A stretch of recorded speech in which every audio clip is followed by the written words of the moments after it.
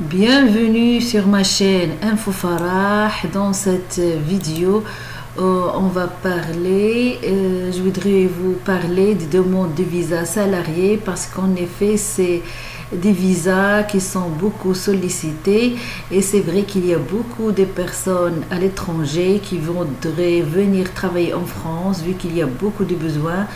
Donc, cette demande de visa, c'est une demande pour s'installer en France. Donc, c'est un visa long séjour en général. Mais avant de commencer cette vidéo, n'oubliez pas de la liker et de la partager pour plus d'informations. Donc, si vous venez pour travailler en France, donc il y a deux sortes de cartes de séjour. Si vous venez travailler en tant que salarié en CDI, ça veut dire contrat à durée indéterminée, vous allez obtenir ce qu'on appelle carte de séjour temporaire et il porte la mention salarié si vous avez un contrat à durée indéterminée, c'est-à-dire la CDI. Mais si vous venez en tant qu'étranger, vous voulez venir en France pour travailler comme salarié, vous pouvez aussi obtenir une carte de séjour temporaire. Elle porte la mention travailleur temporaire si vous avez seulement un contrat à durée déterminée. Dans cette vidéo, je vais vous parler des salariés qui obtiennent un contrat CDI. Donc, il faut trouver un employeur qui pourra vous employer pour un long terme et cela vous permet de demander un visa de long séjour vers long titre de séjour.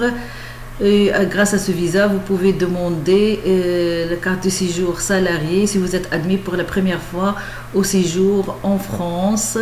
Donc, vous devez avoir ce visa de long séjour, valant titre de séjour, si vous trouvez un employé qui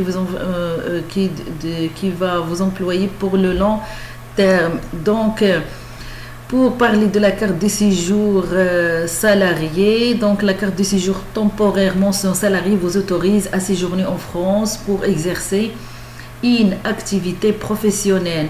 Vous êtes concerné si vous remplissez l'ensemble des conditions suivantes. Donc tous les renseignements se trouvent sur le site du service public français dans un article vérifié le 2 avril 2021 par la direction de l'information légale et administrative.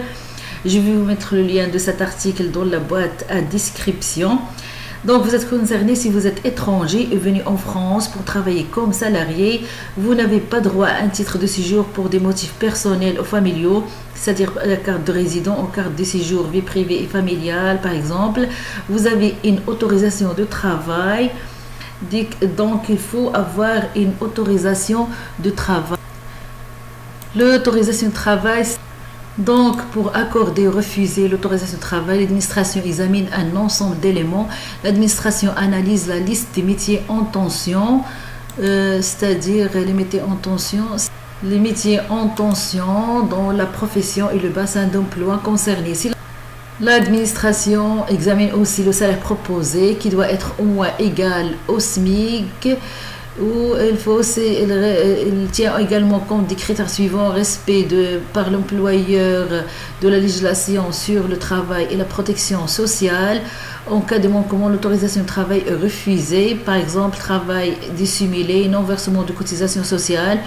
Si besoin, respect par l'employeur les conditions d'exercice de l'activité professionnelle réglementées concernées. Aussi, il faut attendre la décision, intervient dans un délai maximum de 2 mois suivant le dépôt de la demande complète et les notifier à l'employeur. L'employeur transmet ensuite cette décision à l'étranger.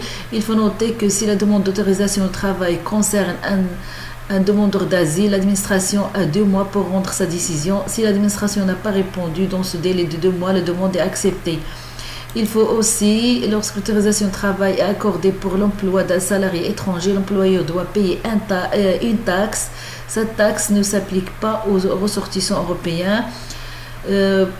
Donc la taxe est seulement due à l'occasion de la première délivrance du titre de séjour du salarié ou du travailleur détaché. Il faut noter que les particuliers employeurs sont exonérés de cette taxe.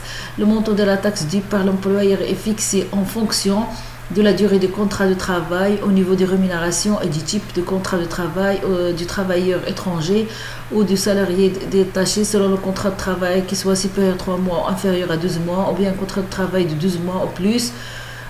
Si de 12 au mois au plus, le montant de taxe en fonction du salaire, montant de salaire inférieur à 4 368 euros, le montant de taxe est 55% du salaire mensuel brut. Si le salaire est supérieur ou égal à 4 368 euros, la taxe est de 2 402,40 euros.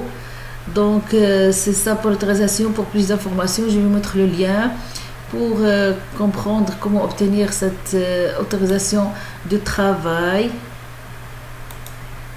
Donc en plus de l'autorisation de travail, vous avez un visa de long séjour valant titre de séjour salarié. Si vous êtes admis pour la première fois au séjour en France, il faut toujours savoir que d'autres règles s'appliquent à vous si vous êtes européen ou algérien.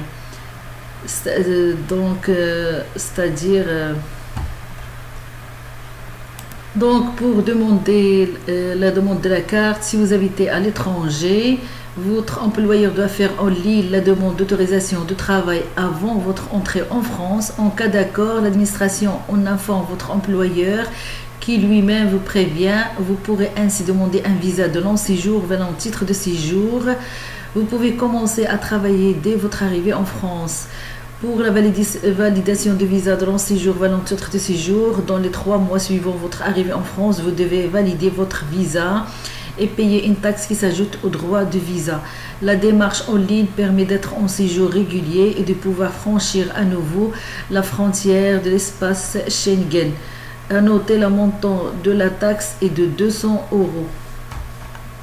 Mais en cas où vous habitez déjà en France, votre employeur doit faire en ligne la demande d'autorisation de travail. Vous devez déposer votre demande de carte à la préfecture ou la sous-préfecture de votre domicile avant la fin de votre titre de séjour. Il faut se renseigner sur le site internet de votre préfecture. Si votre dossier est complet, vous recevez un récépissé dans l'attente de la réponse de la préfecture. Pour les pièces à fournir, si vous avez le visa de long séjour et vous occupez toujours l'emploi qui a justifié la délivrance du visa, il faut fournir le visa de long séjour, se terminant, passeport, page relative à l'état civil, aux dates de validité, au cachet d'entrée au visa, ou attestation consulaire avec photo, aux cartes d'identité avec photo, aux cartes consulaires avec photo, au certificat de nationalité de moins de 6 mois avec photo. Il faut aussi justificatif de domicile datant de moins de 6 mois et 3 photos.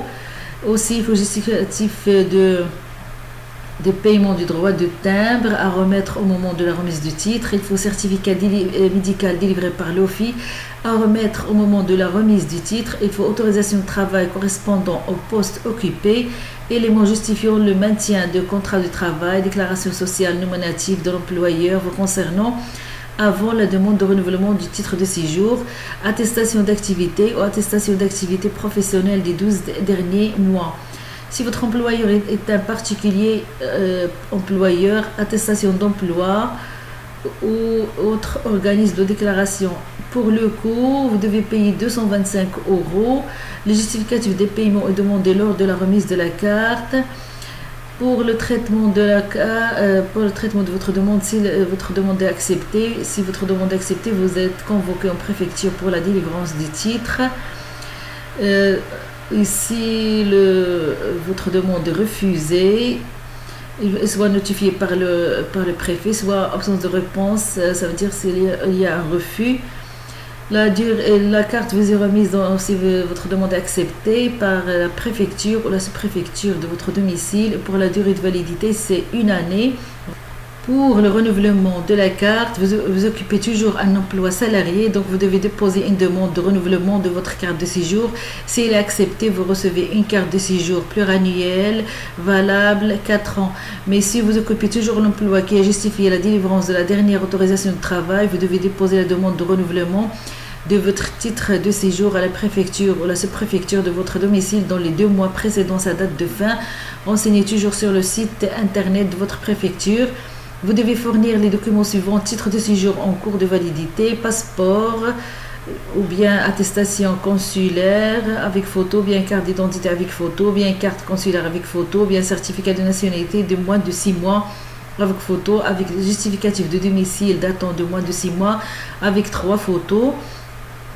Il faut aussi justificatif de paiement du droit de timbre à remettre au moment de la remise du titre. Il faut certificat médical délivré par l'OFI, autorisation de travail correspondant au poste occupé, déclaration sociale nominative de l'employeur vous concernant avant la demande de renouvellement du titre de séjour, attestation ou bien attestation d'activité ou attestation d'activité professionnelle des 12 derniers mois. Si vous déposez votre demande hors délai, sauf cas de force majeure ou présentation d'un visa valide, vous devrez payer au plus du coût de la carte un droit de visa de régularisation de 180 €. Donc, c'est en général les éléments nécessaires si vous voulez venir travailler en France en tant qu'étranger. Vous obtenez la carte de séjour salarié, travailleur temporaire, en cas de, si vous avez un contrat à durée indéterminée. Il y a aussi, si vous avez un contrat à durée déterminée, vous obtenez le séjour temporaire, mention travailleur temporaire, mais je n'ai pas parlé de ce cas-là. Je vais vous en parler dans la prochaine vidéo. Et merci.